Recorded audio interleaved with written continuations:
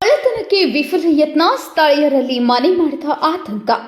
ಧಾರವಾಡದಲ್ಲಿ ಕಳ್ಳರು ಕಳ್ಳತನಕ್ಕೆ ವಿಫಲ ಯತ್ನ ನಡೆಸಿ ಜನರಲ್ಲಿ ಆತಂಕ ಮೂಡಿಸಿದ ಘಟನೆ ಧಾರವಾಡದ ಮಾಳಮಡ್ಡಿಯಲ್ಲಿ ನಡೆದಿದೆ.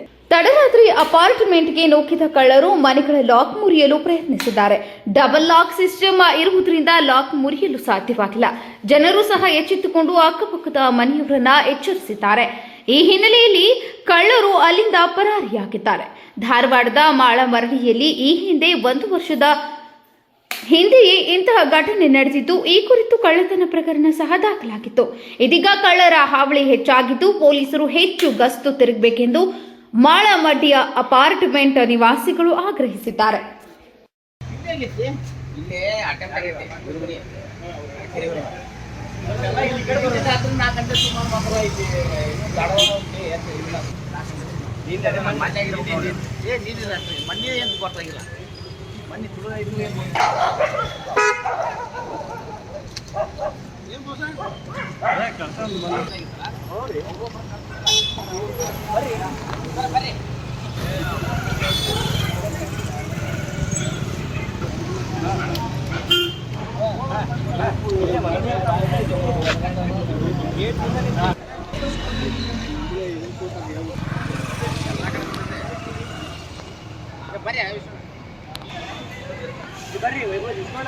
ಬರ್ರಿ